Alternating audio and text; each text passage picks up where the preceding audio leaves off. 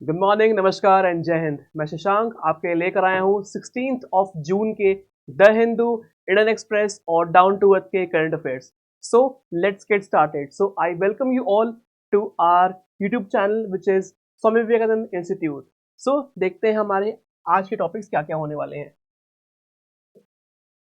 हमारा first topic निकल के आता है साइक्लोन से रिलेटेड, अबाउट साइक्लोन्स। सो ये आपका जीएस पेपर 2 में आ जाएगा।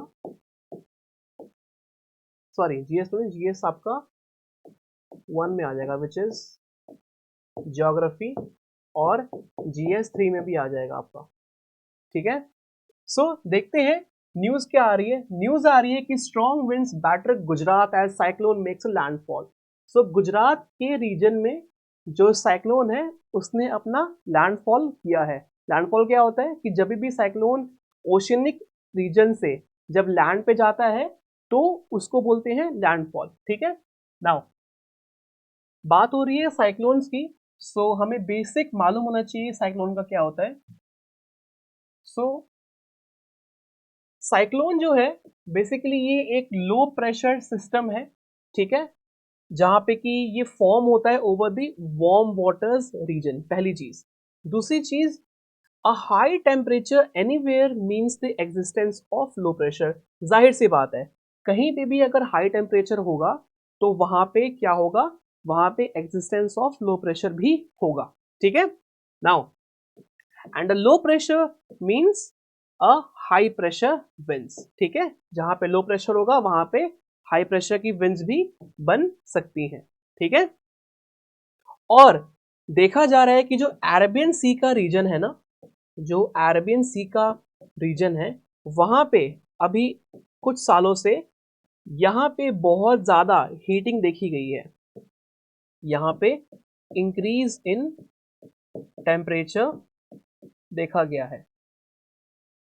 ठीक है, सो इसमें से क्या हो रहा है कि जो साइक्लोन्स की फ्रीक्वेंसी है in the Arabian sea region, उसकी फ्रीक्वेंसी बहुत ज्यादा क्या हो गई है, बढ़ गई है। ठीक है, now because of the climate change the Arabian sea side is also getting warmer. मैंने अभी एक्सप्लेन किया आप लोगों को। As a result the number of cyclones in the Arabian Sea region is showing an increasing trend। ठीक है, now अगर मैं साइक्लोन्स की बात करूं, सो साइक्लोन्स यहाँ पे आपकी दो तरह के होते हैं। पहला होता है ट्रॉपिकल साइक्लोन, दूसरा होता है एक्स्ट्रा ट्रॉपिकल साइक्लोन। तो बात करते हैं पहले ट्रॉपिकल साइक्लोन के बारे में। सो जो ट्रॉपिकल साइक्लोन होता है वो वो डेवलप होता है in the region between the tropic of Capricorn and tropic of Cancer. ठीक है, मतलब ट्रॉपिक ऑफ कैप्रिकन और ट्रॉपिक ऑफ कैंसर के बीच में जितना भी रीजन है, इनके बीच में जितने भी साइक्लोन्स बनेंगे इनको हम लोग बोलेंगे ट्रॉपिकल साइक्लोन्स। कितना क्लियर हुआ? दूसरी चीज, ये बहुत ज्यादा डेंजरस होता है as compare to the extra tropical cyclones. दूसरी चीज, तीसरी चीज ये कि they are large scale weather system developing over the tropical or subtropical waters where they get organized into the surface wind circulation। यहाँ पे इनको wind circulation भी मिलती है। ठीक है, अगर ट्रॉपिकल साइक्लोन्स की बात की जाए, so these are your one of the devastating natural calamities in the world. ठीक है, और ट्रॉपिकल साइक्लोन की जो इंटेंसिटी है वो और ज्यादा बढ़ जाती है कब, जब उसको 27 डिग्री सेल्सियस का टेम्परेचर मिलता है तो। ठीक है, continuous supply of moisture, I repeat, continuous supply of moisture along with the temperature of 27 degree Celsius results in the tropical cyclone. और इसी के साथ साथ वहां पे लार्ज सी सरफेस टेम्परेचर भी होना चाहिए। ठीक है, और तीसरी चीज क्या होनी चाहिए, presence of Coriolis force. What is Coriolis force? So Coriolis force is a force which is exerted by the earth. ठीक है, जो अर्थ के रोटेशन से जो फोर्स लगती है उसको हम लोग बोलते हैं कोरियोलिस फोर्स। सो कोरियोलिस फोर्स भी कहीं ना कहीं एक फैक्टर है in the formation of tropical cyclones. ठीक है, इतना क्लियर हुआ?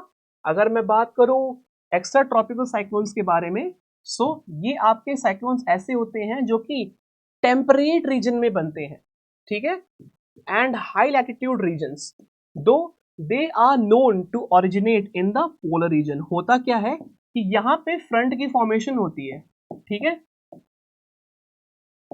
जो पोलर रीजन है, ठीक है, यहां से हवाएं उठ के आती हैं और फिर टेम्परेट रीजन में ये साइक्लोन्स की फॉर्मेशन में हेल्प करती हैं, ठीक है। But once again as compare to these two, tropical cyclones जो है वो बहुत ज्यादा डिवास्टेटिंग इन नेचर होता है।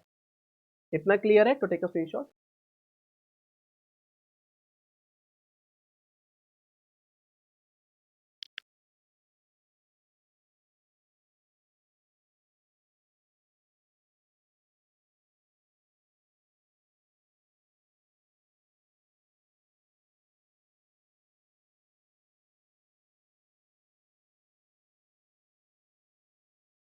ऑलराइट, नेक्स्ट देखते हैं। Next about your extra tropical cyclones. So ये रेफर किए जाते हैं as a mid latitude depressions, temperate cyclones, frontal depressions and wave cyclones. So इनको इतने सारे नाम से जाना जाता है। क्या क्या है? Temperate cyclones, frontal cyclones and wave cyclones, ठीक है।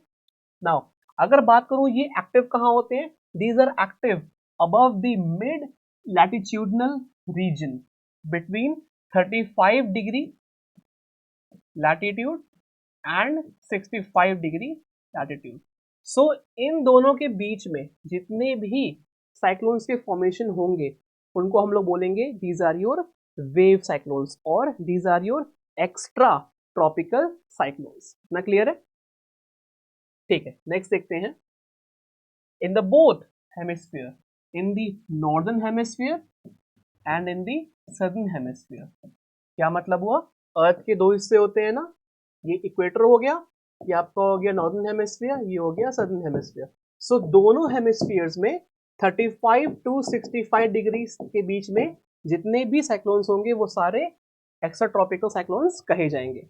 नाउ अगर मैं इनके फॉर्मेशन की बात करूं, ये कैसे फॉर्म होते हैं, formation of extra tropical cyclones. तो जो वेव साइक्लोन्स होते हैं इनकी फॉर्मेशन की जो थ्योरी है उसको बोलते हैं पोलर फ्रंट थ्योरी। पहली चीज most important, which is your polar front theory, ठीक है। दूसरी चीज ये कि ये थ्योरी क्या कहती है कि जो वार्म ह्यूमिड एयर है ना, जो वार्म ह्यूमिड एयर है वो ट्रॉपिक्स से जाके वहां पे मिल जाता है and the dry cold air masses from the poles, ठीक है। मतलब कि जैसे कि ये अगर मैं अर्थ ड्रॉ करूं, ये अर्थ है, ठीक है, ये आपका हो गया इक्वेटर, ये हो गया नॉर्दर्न हेमिस्फीयर, ये हो गया सदर्न हेमिस्फीयर। नाउ बात करते हैं टेम्परेट रीजन की। सो यहां पे एक्स्ट्रा ट्रॉपिकल साइक्लोन की फॉर्मेशन होगी। इतना क्लियर है? ठीक है, मान लेते हैं कि ये 35 डिग्रीज है और यहाँ पे 65 डिग्रीज है, ठीक है। नाउ होता क्या है कि पोलर रीजन से जब ठंडी हवाएं आके यहाँ पे आती हैं और यहाँ से जब वार्म एयर आती हैं, so these two actually they merge और यहाँ पे क्या होता है कि यहाँ पे फिर साइक्लोन की फॉर्मेशन होती है। सो पोलर रीजन से जो कोल्ड एयर मास है, कोल्ड एयर मास, वो यहाँ से उठ के टेम्परेट रीजन की तरफ आती हैं। और ये कैसे आती हैं? पहला रीजन है इसका ड्यू टू कोरियोलिस फोर्स, सबको पता है, ड्यू टू कोरियोलिस फोर्स। दूसरा है बाय द विंड, ठीक है। इतना क्लियर है? नाउ तो क्या हो रहा है इसमें? The warm humid air masses from the tropics meet the dry cold air masses from the poles and thus a polar front is formed. अगर क्वेश्चन में आए कि which of the two cyclones results in the formation of front, so that will be your extratropical cyclone, ठीक है। Tropical cyclone में कभी भी front का फॉर्मेशन नहीं होता है, ठीक है। Always and always it is possible in the wave cyclones, ठीक है। नाउ हम जानते हैं कि जो कोल्ड एयर है वो डेंसर होती है as compare to the warm air, ठीक है। इतना तो क्लियर सबको होगा, is denser than the and heavier and due to this reason warm air is pushed up. Warm air जब ऊपर जाती है and they merge together and hence the extratropical cyclone is formed, ठीक है, आई होप इतना clear हुआ होगा आप लोगों को। नोट डाउन कीजिए, फिर आगे बढ़ते हैं।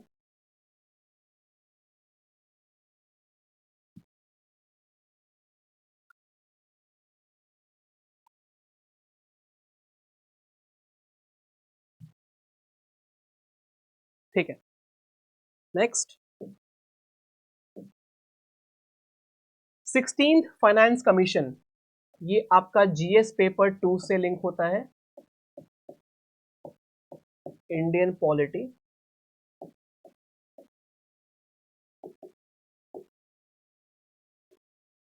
ठीक है, देखते हैं फाइनेंस कमीशन के बारे में क्या क्या चीजें हैं।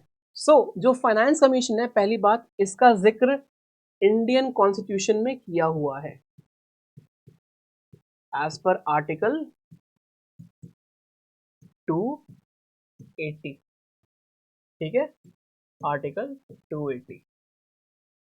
नाउ अगर इस कमीशन की बात की जाए, हर 5 साल के बाद, ठीक है, at every 5 years by the honourable president of our India under article 280 of the Indian Constitution defines the central state financial relations। कहीं भी अगर सेंट्रल स्टेट की जो फाइनेंशियल रिलेशंस है अगर उनकी बात की जाए, वहां पे फाइनेंस कमीशन की बात की जाती है। ठीक है, सेंट्रल स्टेट से क्या मतलब हुआ, देखिए कोई भी अगर बजट पास होता है इंडिया में, वहां पे क्या होता है कि वहां पे एक डिवोल्यूशन होता है। डिवोल्यूशन मतलब क्या होता है कि कितना कितना परसेंटेज किस किस स्टेट को जाएगा, वो यहाँ पे लिखा होता है इन दी 16 फाइनेंस कमीशन। अगर पहले फाइनेंस कमीशन की बात की जाए, 1951 में ये फॉर्म हुआ था under the finance commission miscellaneous provisions act of 1951। ठीक है, नाउ अगर बात करूं इस कमीशन के बारे में, दे define the terms of qualification, appointment and disqualification, the term eligibility and the power of finance commission.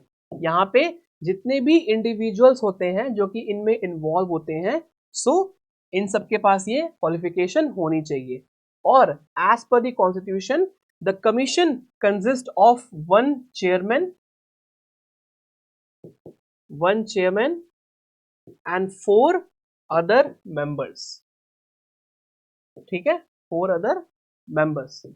Okay, now अगर मैं फाइनेंस कमीशन की बात करूं, पहला जो था वो 1952 टू 1957 के लिए फॉर्म हुआ था।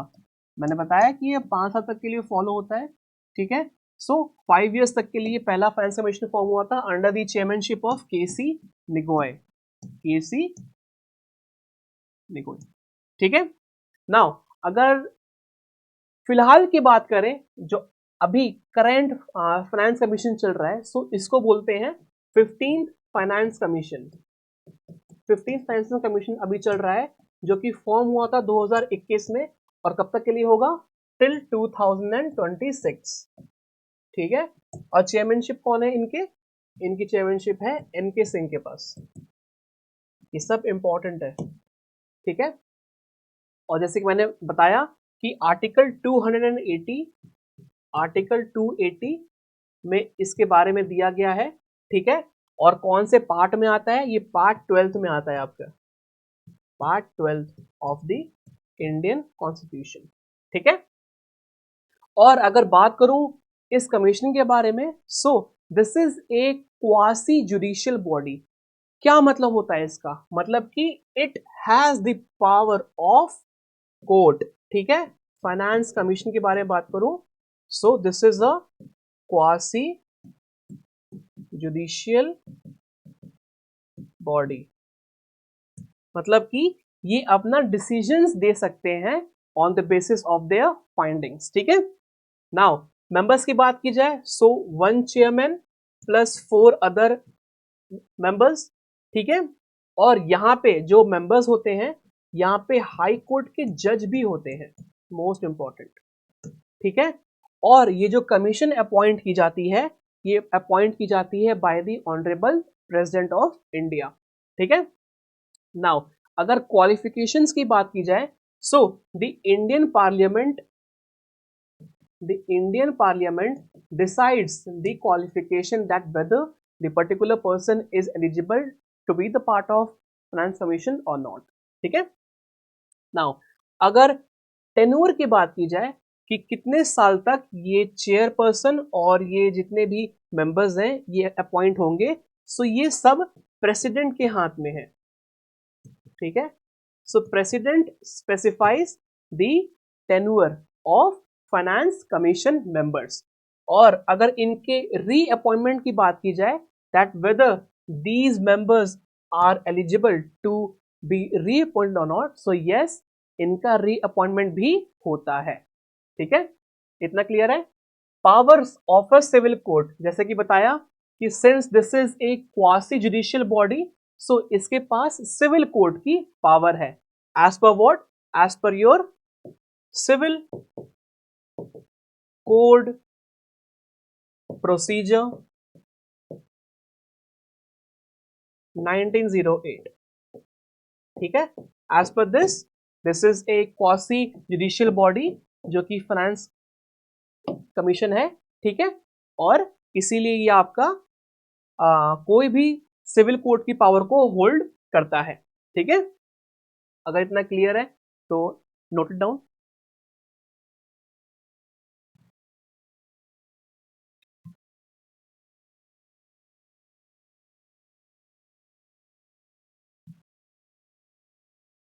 नेक्स्ट देखते हैं. Next is the news which is from GS paper 3 and 2 as well. News क्या आ रही है? The maritime India vision 2030. Now अगर न्यूज की बात की जाए, so Indian maritime and shipping sector को एक तरह से रिकॉग्निशन देने की बात की जा रही है. सो लॉजिस्टिक्स परफॉर्मेंस इंडेक्स एक इंडेक्स होता है जहां पे कि मैरीटाइम डोमेन से ये लिंक होता है, और इसकी रिपोर्ट पब्लिश हुई है फॉर द ईयर 2023. और इंडिया को कहा गया है that India has moved to 22nd rank. Sir 22वें रैंक पर ये आ गया है in the global ranking system in the international shipments category from 44th position. मतलब कि 2014 में जब न्यू गवर्नमेंट आई थी हमारी, तो उस समय 44 था, लेकिन अब जाके ये 22nd पोजीशन पे आया है. सो कितना ज्यादा ये अच्छा, आप ये चीज देखिए. ठीक है. और the country has secured 38th rank on the logistics performance index sector. ठीक है. सो ये रिपोर्ट्स एंड इंडेसेस का जो टॉपिक है, रिपोर्ट एंड इंडेसेस, उसके लिए बहुत इंपॉर्टेंट हो जाता है कि स्ट्रेट अवे आपसे क्वेश्चन पूछ सकते हैं कि एज पर एलपीआई इंडिया की क्या रैंकिंग है. So you should know that it is 22nd rank. Note down कीजिए, फिर आगे बढ़ते हैं.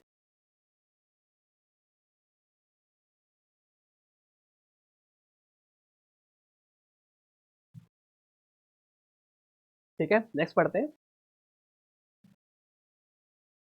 नेक्स्ट इज झूले लद्दाख. नेक्स्ट इज योर झूले लद्दाख और हेलो लद्दाख. सो झूले लद्दाख और हेलो लद्दाख के बारे में पढ़ते हैं. ये आपका टॉपिक आ जाता है जीएस पेपर 3 and 2, ये दोनों में आ जाएगा आपका. नाउ अगर झूले लद्दाख और हेलो लद्दाख के बारे में बात की जाए, सो बेसिकली ये एक तरह से इंडियन नेवी का इनिशिएटिव है. क्यों है? ताकि एक तरह से जागरूकता फैलाई जा सके जो आजकल के युवा हैं उनमें. क्या मतलब है? Basically this is an initiative which have been done by the Indian navy. Why?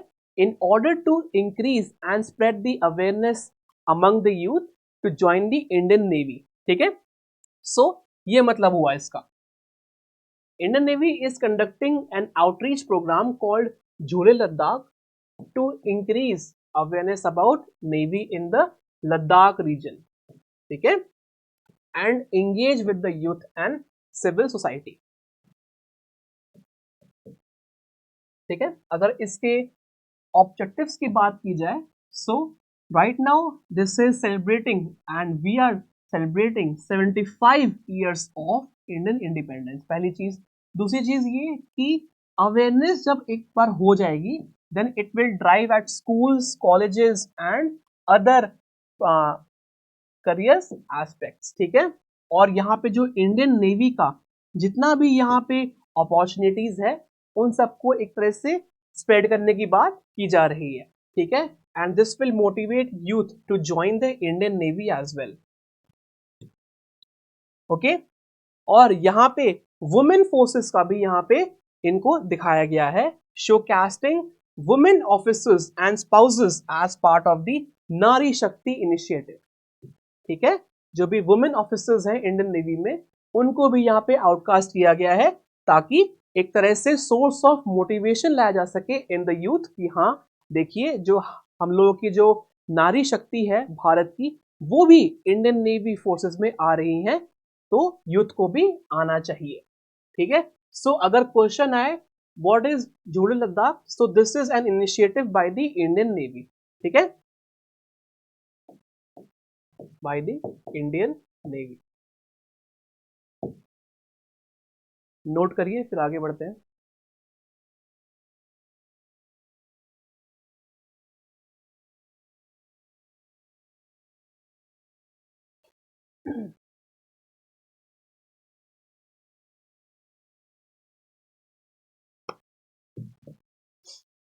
ठीक है.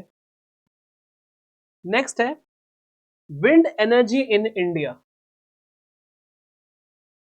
ये आपका टॉपिक आ जाता है जीएस पेपर 3 एनवायरमेंट में, सबसेक्शन एनवायरमेंट.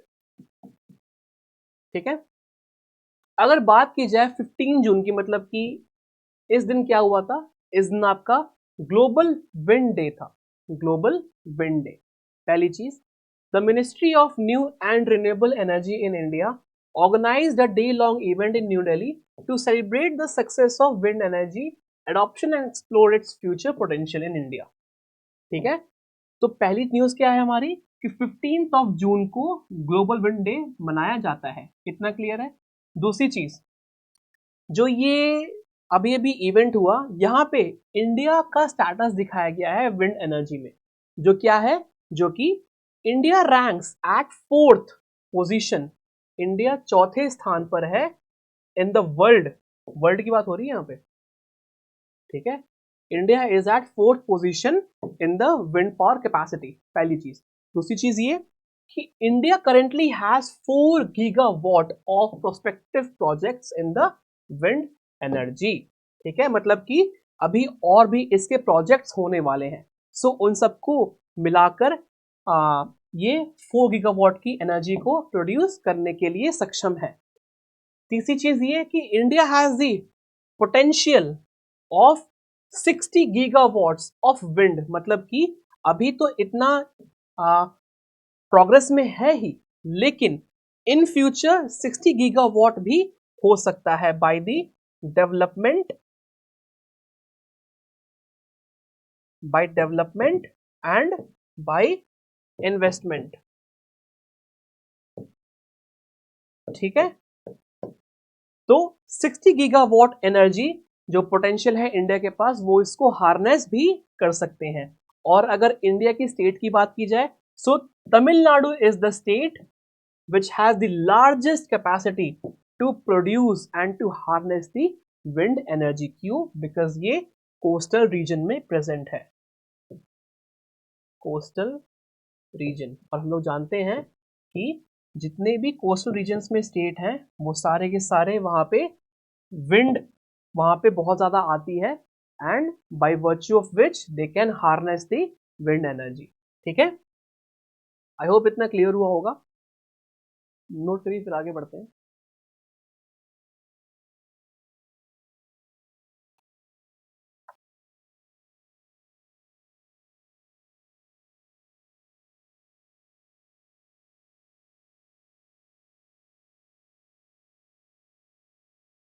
नेक्स्ट देखते हैं. नेक्स्ट है new species of sea lettuce. So sea lettuce के बारे में बात की जा रही है. लेट्यूस बेसिकली एक लीफ लाइक होता है प्रोडक्ट जो कि हम लोग खाते हैं as a part of salad, ठीक है। और यहाँ पे न्यूज आ रही है दैट उसी की एक न्यू स्पीशी फाउंड की गई है, ठीक है, जो कि बिलोंग करती है अल्वा जेनस से। उसका जो जेनस है वो है अल्वा, ठीक है, पहली चीज। Sea lettuce is a prominent species of green macro algae. Most important thing, this is a macro algae, ठीक है, इतना क्लियर है।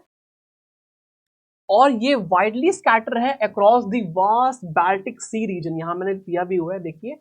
सो ये जो रीजन है ना, बाल्टिक सी का रीजन, यहां पे ये बहुत ज्यादा प्रोमिनेंट है इस रीजन में, ठीक है, यहां पे ये बहुत ज्यादा प्रोमिनेंट है, वाइड स्प्रेड है, ठीक है, stretching from the Atlantic waters to the bay of Bothnia in the Baltic sea, ठीक है।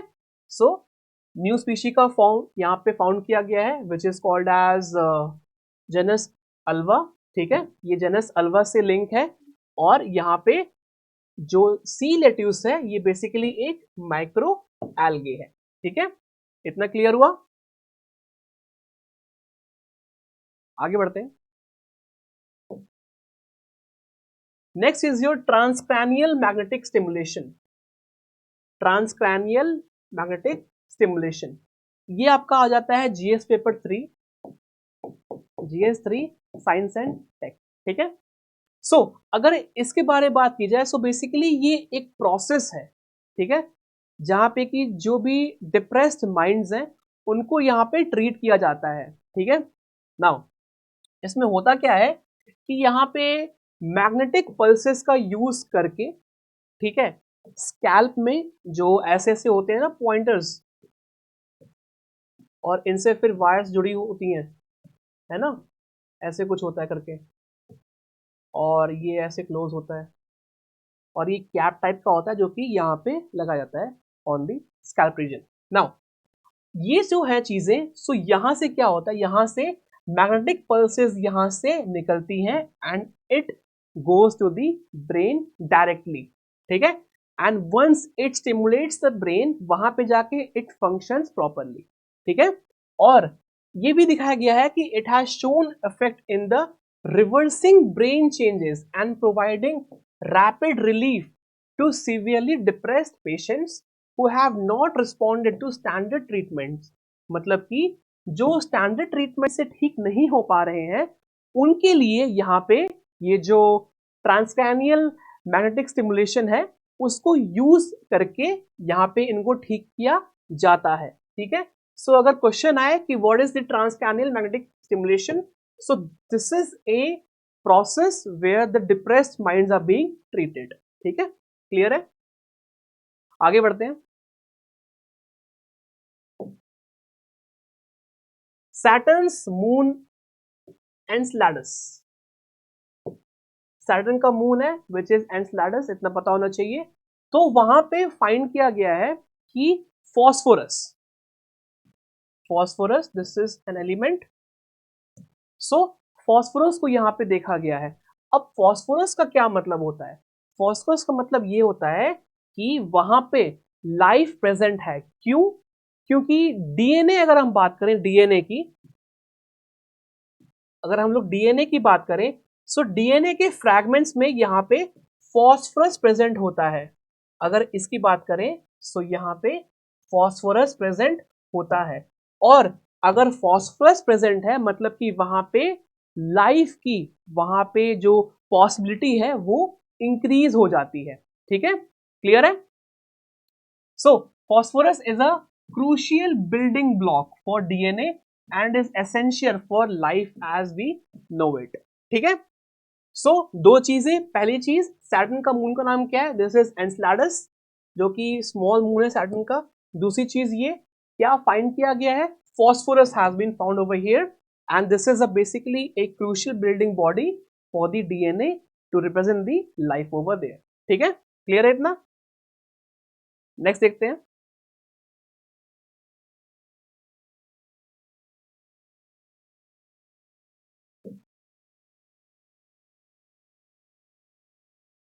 Alright, next topic is your graphene. ठीक है, ये आपका आ जाता है GS paper 3 science and tech. So news क्या आ रही है? न्यूज आ रही है इंडिया का जो अभी स्टैंड है ग्राफीन को लेकर उससे। सो ग्राफीन की बात करें सो ये 1 एटम थिक लेयर होता है ऑफ कार्बन एटम्स। ठीक है, पहली चीज। और ये हेक्सागोनल फॉर्म में ये प्रेजेंट होता है। ठीक है, मोस्ट इंपॉर्टेंट, ये हेक्सागोनल फॉर्म में ये प्रेजेंट होता है और ये सिग्मा बॉन्ड से ये आपस में जुड़े होते हैं। कार्बन कार्बन बॉन्ड के बीच में जो बॉन्ड होता है this is your sigma bond और ये एक तरह का स्ट्रॉन्गेस्ट बॉन्ड है। ठीक है, this is a strongest covalent bond. ठीक है, सो नेक्स्ट देखते हैं। ऑलराइट, सो आज के लिए इतना ही था। आई होप कि आप लोगों को आज का सेशन बहुत अच्छा लगा होगा। अगर अच्छा लगा है so give like this video and share with your friends and हम लोग फिर मिलते हैं अपने नेक्स्ट क्लास में। तब तक के लिए keep on revising, keep on studying. जय हिंद।